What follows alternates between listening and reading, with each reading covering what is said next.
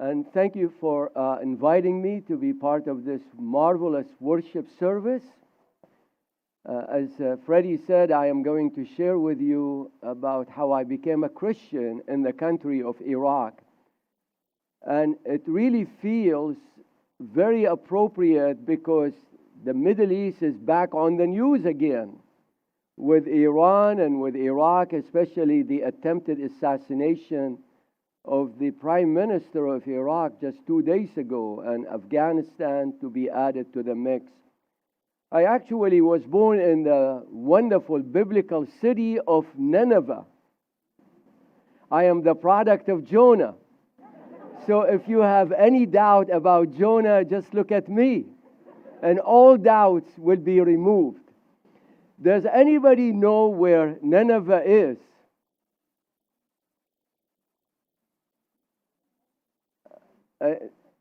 Does anybody know the modern name for Nineveh? Mosul. Yes. Okay, let me show you some pictures. This is the map of Iraq, and in the north you see the word Mosul. That is the modern city where Nineveh is. The modern city is on one side of the Tigris River, and the old ruins are on the other side of the Tigris River. Iraq is very rich in Bible references. Nasiriyah in the south, that is where Abraham came from. And the Bible is called Ur of the Chaldean. That is where they invented writing, and that is also where the first laws outside of the Bible were put together. Does anybody remember the name of the king who did that? Hammurabi.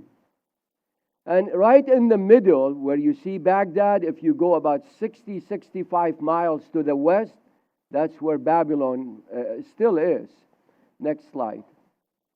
This is the political map of Iraq, and as you could see in the north, it uses the word Nineveh. That is the name of Nineveh in Arabic. So the name Nineveh still lives on even up to now. I'm going to show you a few pictures. This one is one of the first recorded writing in history. Next. This is the map of the whole area to give you some kind of context. Next. This is the entrance to the city of Babylon. And the next picture you will see is the gate of Ashtar. Ashtar was one of their queens and one of their goddesses. Actually, this is a fake one. The original one is in the museum in Berlin. It was taken to Berlin about 50 years ago. Next slide. This is a closer picture of the wall of Ashtar. Next one. These are the walls of the city of Nineveh. Those are 2,700 years old, and they are still standing. I'll show you a few pictures of them. As you could see, when I was a little boy, we used to go and have picnics right on the Tigris River next to this one. Next one. About 16 gates entering into the city. Next. Museums, several museums. Next.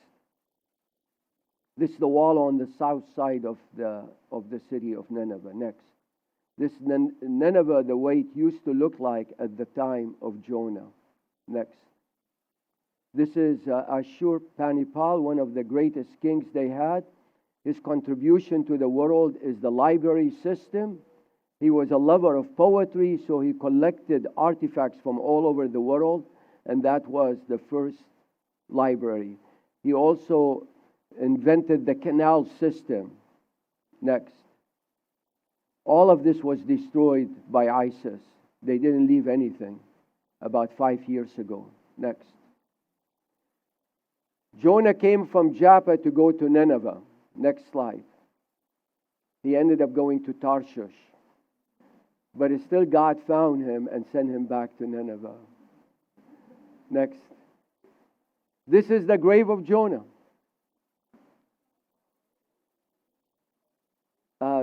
You probably are asking, is this the real grave of Jonah?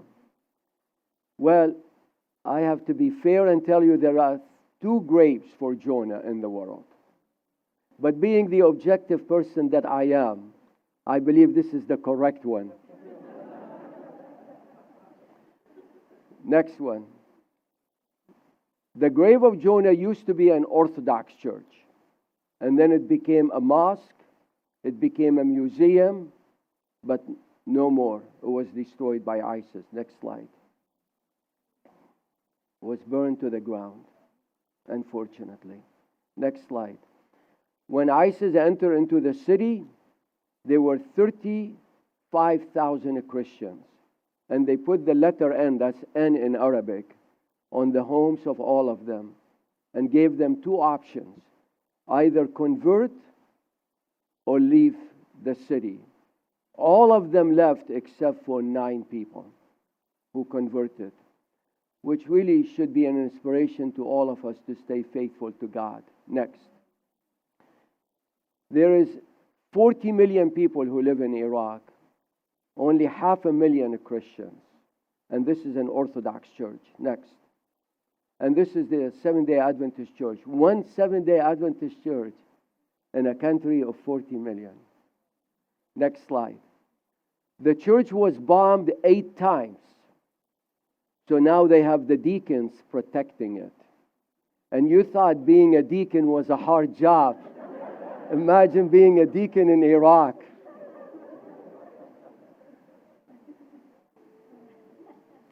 I'm not really kidding you. The people from the inside are the deacons who patrol the church and report to the authorities. The people from the outside are soldiers from the government. The story I am about to tell you started to unfold approximately 40 years ago. By divine providence, I ended up being at this church. And the result, I was beaten almost to death. I was abandoned by my family, and I lost a scholarship that covered 4 years of education. That was 40 years ago. But about 10 years ago, I discovered I am alive today because of that experience. And I started to see wonderful blessings that the Lord have given to me. The theme is, when we trust in Jesus, He will make all things to work for good for us. I see several young people here. If you are 15 years or younger, let me see your hands.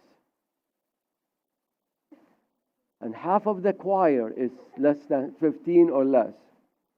Okay, I'm going to ask 2 questions. So you have to listen to the sermon. And if you get the right answer, only today, and only upon the approval of your mom and dad, you could eat 2 pieces of desserts. You have my permission, but you have to have the permission of your parents. Question number 1.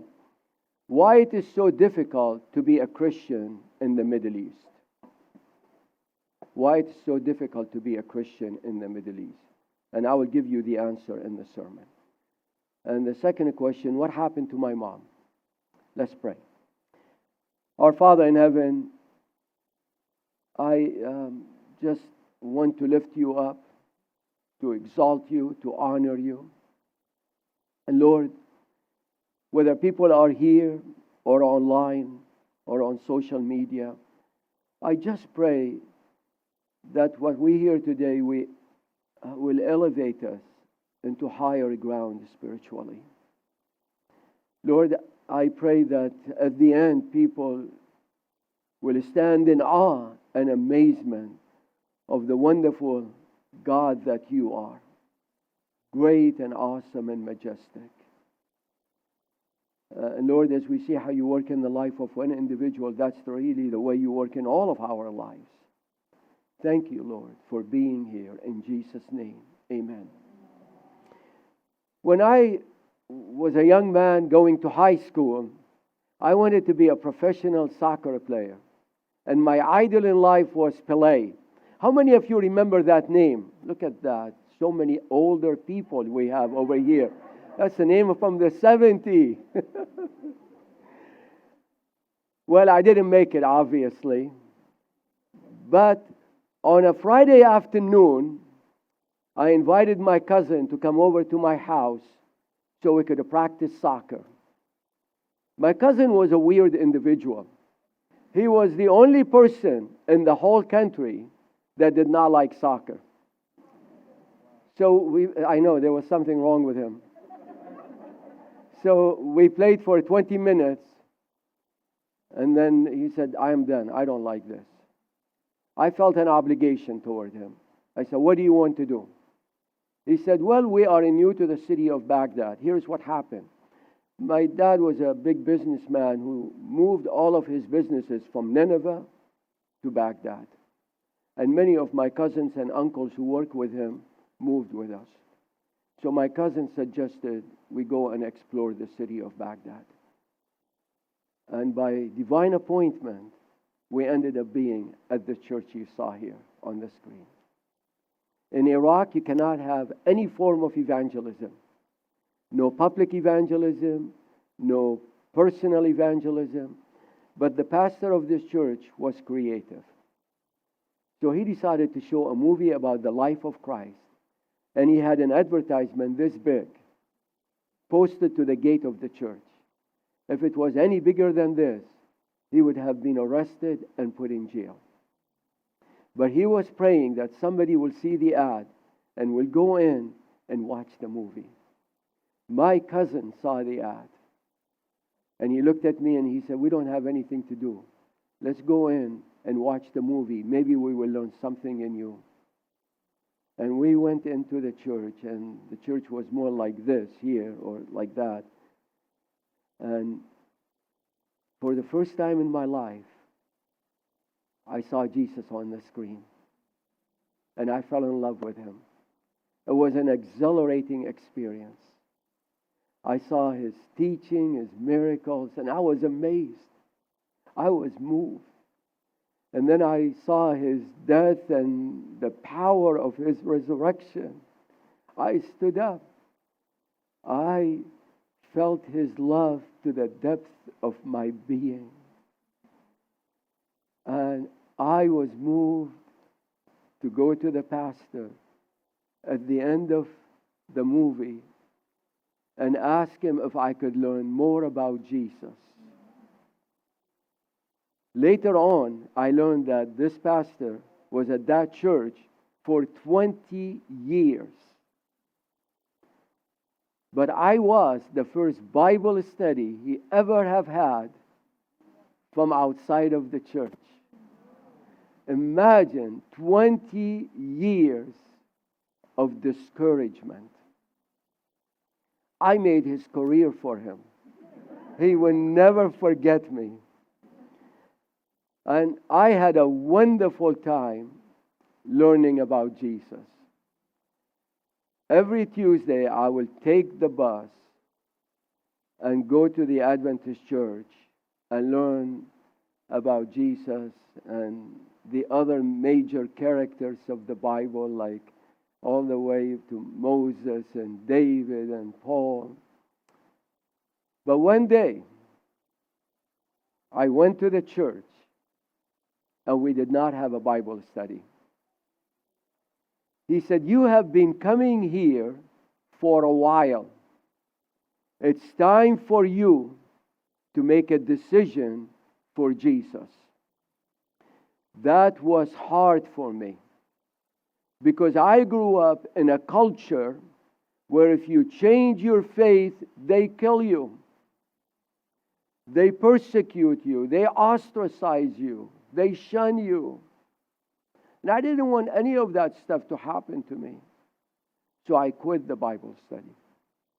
But praise the Lord, He never gave up on me. I felt the nudging of the Holy Spirit every day. Finally, I surrendered. So I went back again for another Bible study. And this time we had a Bible study on the Ten Commandments. I didn't have any problem with the Ten Commandments except one. Guess which one? The Sabbath one. Ironically, in Arabic, the name for, we don't have the word Saturday in Arabic. We called the seventh day the Sabbath. And everybody knows it's a day of worship. And the Bible study was very simple. He said, God kept it. It's part of the Ten Commandments. Jesus kept it. The disciples kept it. We're going to keep it in heaven. Why don't we keep it now? That made perfect sense. My problem was that the day off in Iraq is Friday. And everybody is forced to go to school and to work on the Sabbath. I said, I would never have any future. I would never be able to finish my schooling. I would never be able to have a job in the future. So I was very distraught. I left the Adventist church and I said to myself, I need a second opinion. So I went to a Greek Orthodox pastor. After I explained to him my dilemma, he lifted up the Bible like this, and he said, if you go by the Bible, you need to keep the 7-day Sabbath holy. I wanted to strangle this man. I said, this is not what I wanted to hear from you. Incidentally, even up to today, some pockets of the Orthodox Church either believe in keeping the Sabbath, even few of them still keep it. In fact, the Ethiopic Orthodox Church kept it even to about 150 years ago. So, a few weeks later, I went and visited with a Catholic priest. He said to me, we changed the day. I wanted a biblical answer. So a few weeks later, I went and visited with a Presbyterian pastor. Unbeknown to me, the Adventist pastor befriended the Presbyterian pastor. And for Christmas, he gave him a gift. It was a book. And the name of the book was The Great Controversy. I encourage all of you to read. It's a wonderful book. He read the book. So when I met with him, he said, I am experiencing the same struggle you are. And I have come to the conclusion that we really need to keep the 7-day Sabbath according to the Scripture. I was so disappointed with this man. Praise the Lord, I witnessed the baptism of this man. And he was kicked out of his church, received some persecution, and he left the country and went to Sweden. But I said to myself, what difference does it make? Just pick a day and worship God on it. But the Holy Spirit was reminding me that we are in the mess we are in because two people said, what difference does it make if you eat out of this tree or that tree? It's not about the tree. It's not about the day. It's about our love and allegiance and loyalty to Jesus. Well, at that time I graduated from high school. And Iraq had a system. You graduate from high school with certain grades, you're eligible to take another exam. And based on how you do at this exam, your future is determined. If you score 90 and above, you could go to any college of your choice for free. But there was a catch. If you score 70 or below, you go to the army. Nobody wants to go to the army in a country like that. I decided I am going to take my chances and take the test. And I scored high enough to go to the School of Engineering for free for 4 years. I wanted to be an engineer from the day I was born. Not because I have any passion for engineering. They just make more money than anybody else in that country. And I really wanted to make more money than anybody else. But it was not a good thing for me. Because for a whole year, I didn't feel a need for God. I didn't go to church. I didn't read the Bible. But I did pray every time I had an exam. You probably could identify with that too. Well, fast forward with me to the end of the school year. At the university in Baghdad, there was a tradition. All of the exams at the end of the year come on one day. You guessed it. It was the Sabbath day. You start at 9 in the morning and you go to 6 in the evening, and in one day you are done. Well, something very unusual happened the Sunday before that. My mother was a casual Christian. But one thing was clear about my mother. She was very consistent about her church attendance. My mother went to church twice a year, Christmas and Easter. But that Sunday, before my final exams, there was a huge celebration at her church. And she wanted to go, mainly to see her friends. But as you know, when you are not in the habit of going every week, it's really hard to go. So she came to me and begged me to go to church with her. And I came up with every excuse I could come up with. And I failed. And I don't know whether it was to please her or to get her off my back. I said, fine, I'll go to church with you. The church we went to was Cathedral. And at that time, for that particular service, there were at least 2,000 people.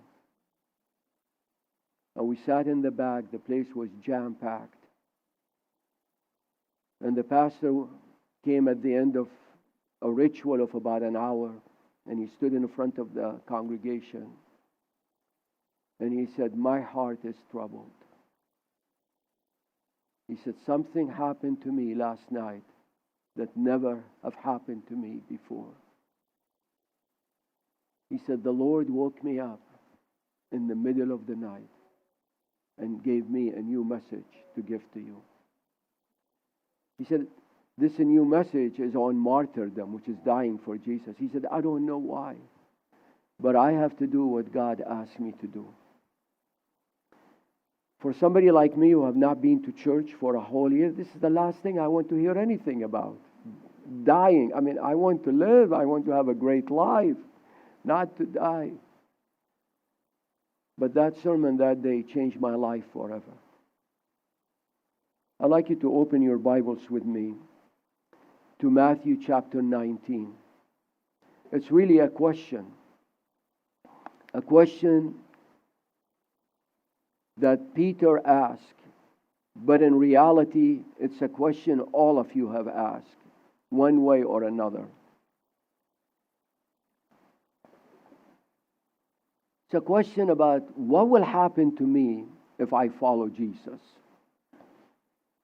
Notice, Matthew 19, 27 to 29. Then Peter answered and said to him, see, we have left all and followed you.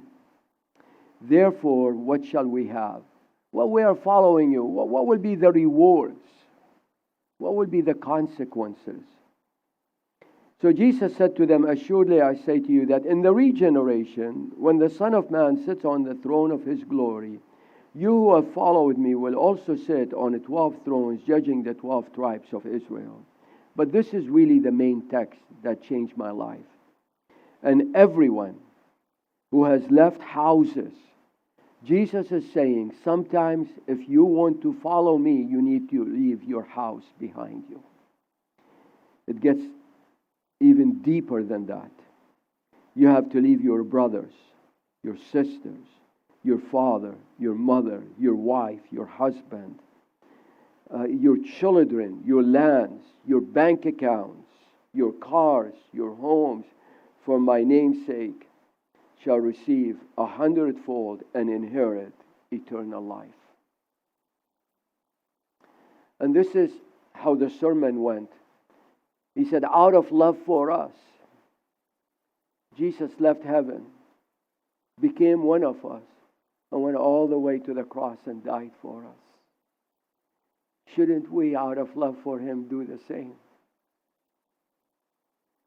And he said, according to this text, the disciples have to leave everything, their homes,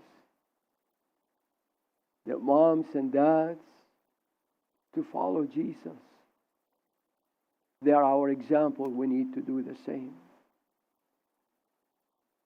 And I'm sitting in church with 2,000 people, but I felt God's presence in such a way I have never felt it before. I felt like heaven was opened up, and I saw Jesus sitting on the throne loving me. I felt He was inside of me, all around me. And I started to cry. I felt it to the depth of my being, what Jesus did for me on the cross.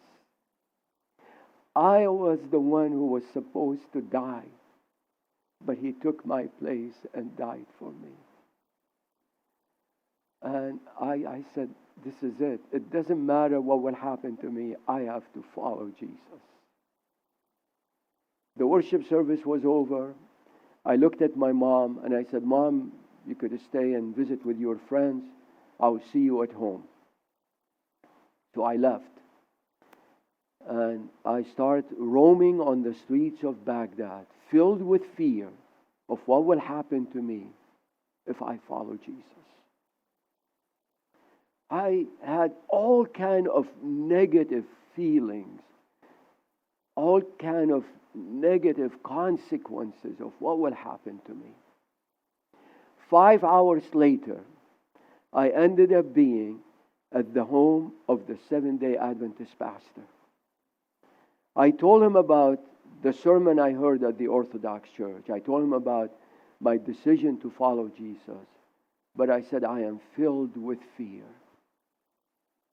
He said, let me tell you a story.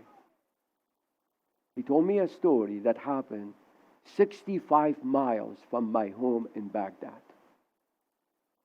The story of Shadrach, Meshach, and Abednego. How many of you know the story?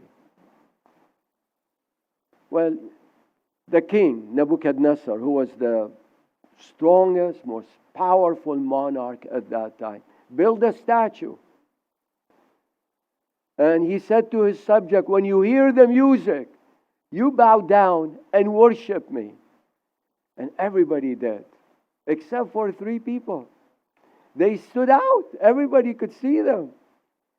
So he brought them in and he said, look, I am a nice guy. I'm a magnanimous king. I'll give you another chance. You hear the music and you bow down and worship me. But if you don't, I am throwing you into the furnace of fire, and no one can save you from my hands. No one. They said, O king, we know our God can. But even if He doesn't, we will still worship Him. And the king got mad. And he made the fire 7 times more hot.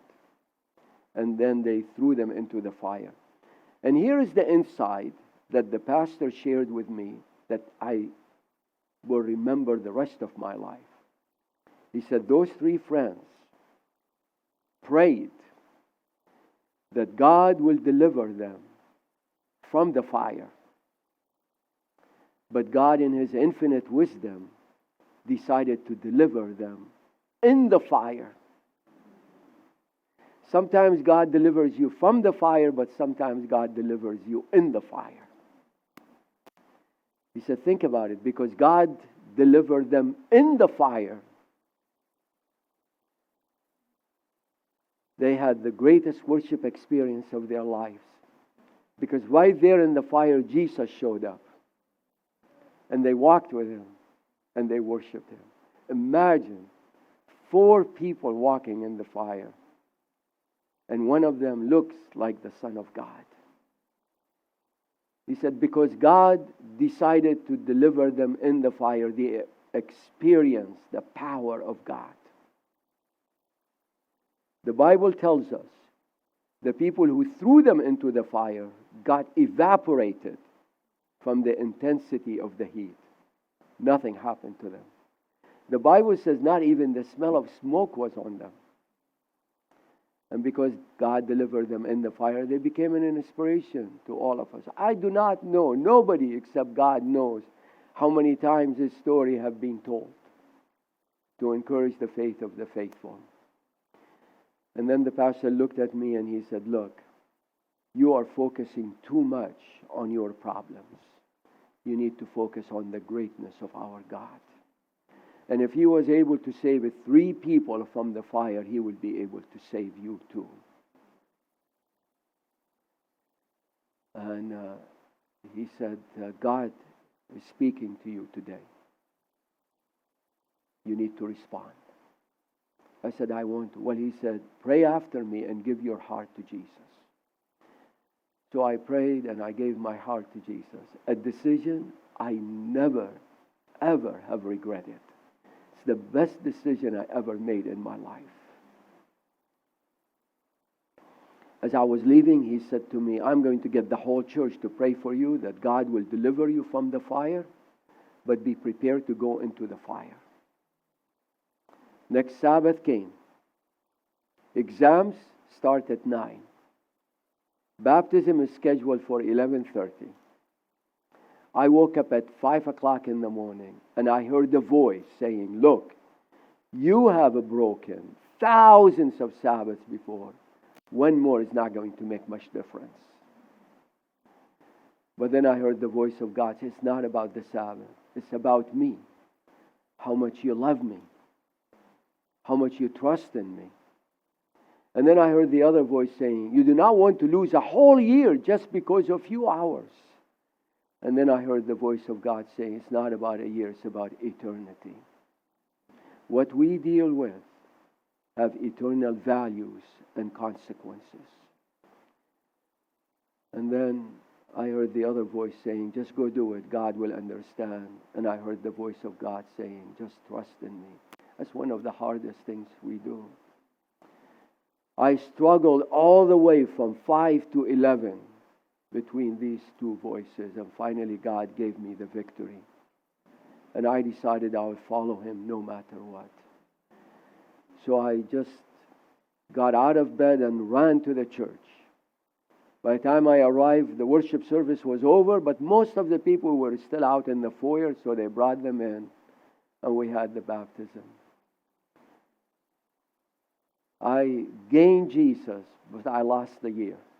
I didn't take the exams. And I lost the second year for the same reasons.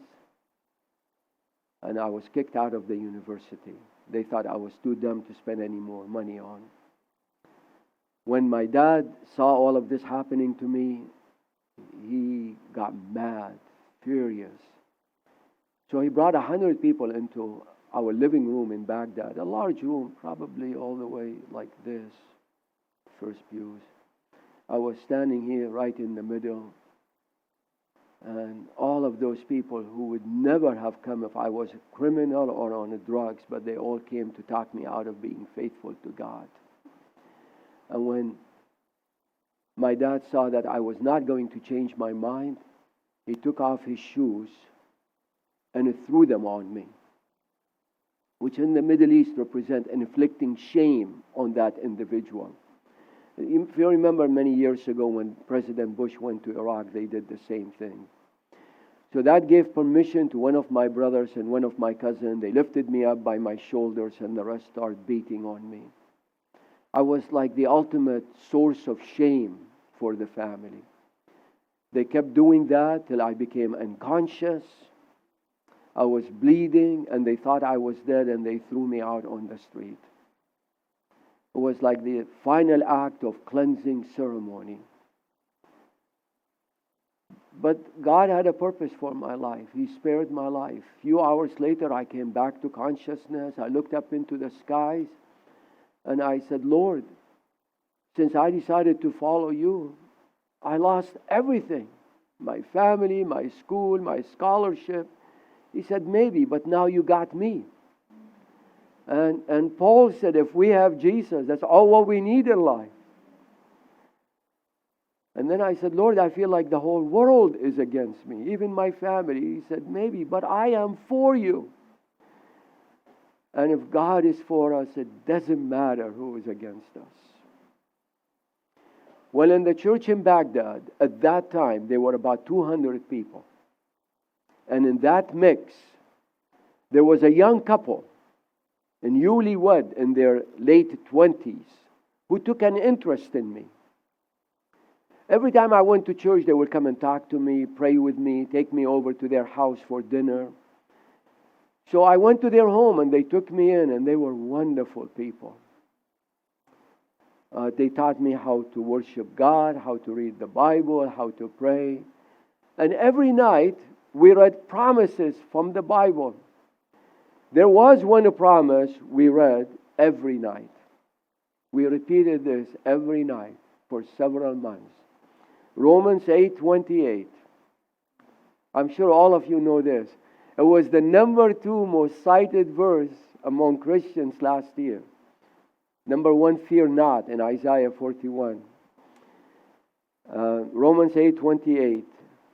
And we know that how many things? Can we say it with enthusiasm? How many things? Work for good for those who love Jesus, who are called according to His purpose. Remember this when bad things happen to you. Well, this family said to me, there is no future for you in Iraq. Go to Middle East College. It's a small Adventist college in Beirut, Lebanon. I applied. I wasn't able to go because it was not accredited. And it was a letdown. It was disappointing. And then the war between the Arab countries and Israel started. And Iraq, being part of the Arab countries, started to draft people to send them to fight against Israel. And one day I got the letter in the mail saying I need to report for duty in the army in 6 weeks. It was the most horrible day of my life, next to the day when I was beaten almost to death. My dad, at that time he knew I was alive and living with this family and knew about the letter from the army. So he wrote me a letter saying, if you renounce your faith, I will accept you back home and I will find a way for you to leave the country and go to Europe to study and avoid the army. I was very tempted to take my dad up on his offer. But praise the Lord for the community of faith. They prayed for me to stay faithful to God. Did you know that 65 times in the Bible we are told to pray for one another? That's what the church is all about, really. It's not about coming to hear a sermon. It's a community of faith that cares about each other. 65 times, pray for one another, encourage one another, love one another. That community of faith in Baghdad prayed for me, encouraged me to stay faithful to God. And I am here today because that's what they did for me. We need to do the same for everyone. Especially as after we come out of this pandemic. It will be wonderful to recapture what it means to be a biblical community of faith. Well, my neighbor got a similar letter to the one I got. But he was a little bit older than me. And he went to the army right away. And in less than 1 week, the news came back. He was killed. So they had a memorial service for him. He was my best friend. And my mom went to that memorial service. And she was emotionally moved. She came home and she said to my dad, I don't care whatever my son is. I just want to see him. So it took some convincing, but finally my dad accepted me back home. First night I was back home, about 10:30 at night, the brother and the cousin that beat me almost to death came to my room, woke me up and said, it's time to go for a walk. I protested, They yanked me out of bed, forced me to go to a park, holding on to my arms so I would not run away from them. We got to the park. It was midnight. No light, no people, pitch dark. We got to the middle of the park and they stopped. I said, this is the end. I was anticipating a knife stab or a shot. 5 minutes and nothing happened. 10 minutes, nothing. Finally, my cousin broke the silence. He said, look, you are either crazy to go through what you went through, or you have something we would like to have.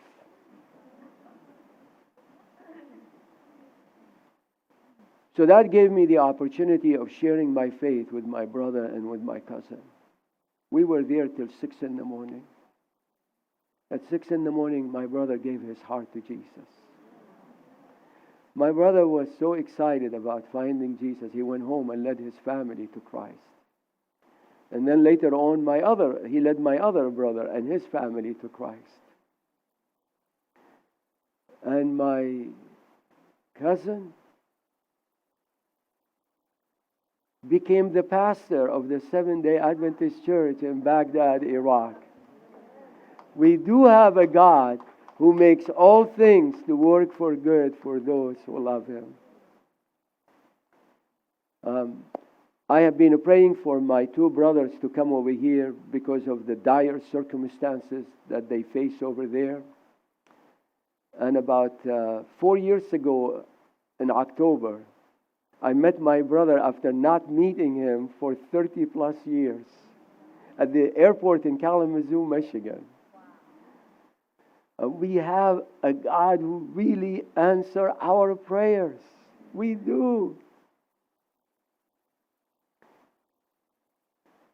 Pray for them. Pray for this tiny church in Iraq. They face severe persecution and difficulties. But God has a purpose for them to be there.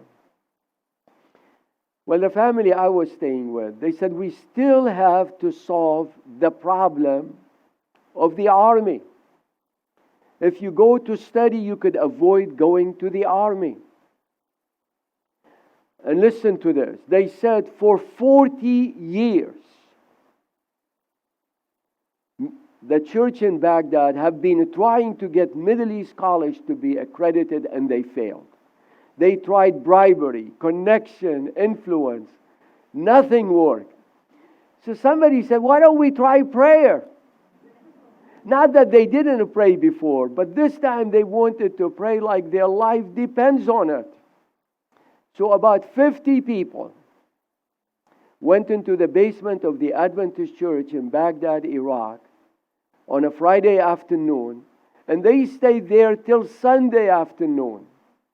They prayed, they fasted, they worshiped God, and I cannot explain this to you. Nobody can. On a Tuesday of that same week, they got the letter from the government that Middle East College was accredited. 40 years of a human efforts failed and failed miserably. But when they tried prayer, God did it. I learned that lesson. And one day, when I was pastoring in Washington State, we needed $250,000 to fix a problem that had the contractor that built our building, which was about 30,000 square feet, forgot to put a firewall on it. And at that moment, I remember the story about when the church prayed for 3 days and how God solved their problems. So I told that story to my church. And we took a whole night vigil. And $300,000 came in. We have a great God. Well, because of the prayers of my church, I was able to go to Beirut, Lebanon. But shortly after I arrived, the Civil War started. I had nothing to do with it. It was a coincidence that started when I arrived. So somebody came to me and said, "You still want to be an engineer?" I said, "Yes." He said, "Go to Walla Walla College." Have any one of you here ever been to that area? You took engineering? All right. My first reaction was, when I heard this, I said, who is in his right mind will go to Walla Walla? Because in Arabic, it sounds like the place of the double curse. They told me it has nothing to do with curses, just the native name means the land of many waters. My church prayed for me for 13 months. They fasted once a week on my behalf. And I was able to go to Walla Walla College, took engineering, and work as an engineer for 3 months. But I felt a calling to be a pastor. If you are an engineer, we need you to stay as an engineer because that's the best way to reach other engineers. If you are a nurse, that's the best way to reach other nurses. But for me, I felt like this is what God has called me to do. I pastored 20 years. I went back again to Walla Walla College, took theology, and then I pastored for 20 years. And then I have been teaching at the seminary for 20 years. But if you remember, about maybe 17 years ago, the war between the United States and Iraq started. But about 12 years ago, I have a female cousin who came to this country to do advanced medical training. She never went back again to Iraq. But 12 years ago, she wanted to know about how our family are doing. And being a female, she felt safe enough to go, not anymore, but at that time. Spent a month in Iraq. When she came back, I went and visited with her. She said, "Sit down. You will never believe what I'm going to tell you." She said, "Your mom is praising the Lord for your faithfulness every day." I said, "My mom kicked me out of home." She said, "Your mom is praising the Lord for the Sabbath." I said, "You're not making any sense." She said, "Your mom is studying the Bible with your cousin. She wants to be an Adventist." I said, "Why?" She said, "Because shortly after you left the country, the war between Iraq and Iran started. 1 million people of my age group died. And then there were 3 wars with the United States and a war with Kuwait. Another 1 million people died. But she said, you are alive." I did not know. For almost 30 years, I am alive today because one day I decided to follow Jesus. Shortly after my cousin came here, my mom was baptized. And 3 months later, she died. She was diabetic, and there were no adequate medication. I wish I was there to witness her baptism. But I'm looking forward to seeing her in heaven. We do have a God who makes all things to work for good for those who love Him. I'm going to take a few minutes to share with you some lessons. Always be faithful to God, no matter what. Always. I had the test of the Sabbath, but all of us have some kind of a test. When the compass of your heart moves, let it always move to Jesus. And rather than focusing on your problems, focus on the greatness of our God. Did you know that there are 7 stories in the Bible to tell us that our God could do the impossible? The first one actually happened to a woman who was 91 years old. Her husband was 100. She was barren. And one day God came to her and said, "I'm going to give you a child." You know what she did? She thought it was a joke. That's why she laughed. I mean, after all, she was a candidate for the nursing home, not the maternity ward. But God gave her the child anyway. One day He came to a little boy. He said, "You see that giant? You could defeat him if you just trust in me." And he did. And today God comes to you and to me and says, if you believe in me, you could move mountains. Friends, whatever mountain you struggle with in your life, God is bigger than that. And then pray like your life depends on it. I saw the power of prayer. It was amazing. 40 years, the church trying to, through human means, to get Middle East College to be accredited, and they failed. They tried God, and God did it. When I was at Middle East College, I went to one of the professors. I said, I need to go to the United States. He said, that is impossible. Don't even think about it. It will never happen. I said, why? He said, first, you don't know the language. You don't have money, and these are the minor problems. I said, what is the major problem? He said, well, the United States is not accepting anybody from Iraq. And then he did this. He said, it is easier for Moses to take the children of Israel out of Egypt into the promised land than for you to go from Iraq to the United States. What a man of encouragement he was. Forgetting about the point of the story, it wasn't Moses who did it. It was God. And then be patient with God. I'm telling you a story 40 plus years in the making. We are all conditioned by the McDonald's syndrome. You go to a fast food and in 2 minutes, a terrible food is served to you. And we think everything in life should be like that. Friends, that's not the way it works with God. One day, there will be a table, according to Isaiah 25, going from here to eternity. And Jesus will be at the head of this table. You will be there, you will be there, I will be there. And Jesus personally will tell you how He made all things to work for good for you. I hardly could wait for that day. And then be always attentive to hear the voice of God. I heard the voice of God through the voice of the Greek Orthodox pastor, and I said yes to the Lord. And my life was changed. We're going to have the choir sing for us. And it's a song of commitment. And as they are singing, as the Holy Spirit is moving upon you, maybe you like to come to the front and say, Lord, I want to give everything to you. Maybe you have drifted away from God. The time is now to come back to Him. Maybe you have lost your first love. Today is the time to rekindle it. Or maybe you never have heard about Jesus, or you don't know much about Him. I want to tell you, it is worth it to follow Him.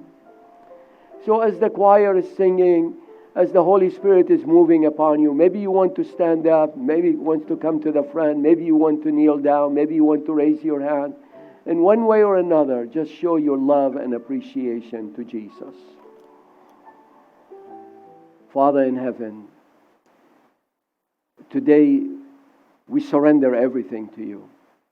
Our lives, our ambitions, our fears. And we know you are an awesome God, a great God. And that you will take care of us. That you will deliver us. Because we know that He that is in us is infinitely greater than he that is in the world. And Lord, in a group like this, maybe there are some who are discouraged. I just pray that you will lift them up. Maybe there are some who just are drifting away. Bring them back. Maybe some are not feeling well, whether it's emotional, physical, or spiritual. Lord, give them healing. I pray that your hand will touch them and will bring health and vitality to them, especially to be strong in you all the time. Lord, we have many, many needs, but you are our greatest need. So give us more of your presence and more of your joy. In Jesus' name we pray. Amen. Amen.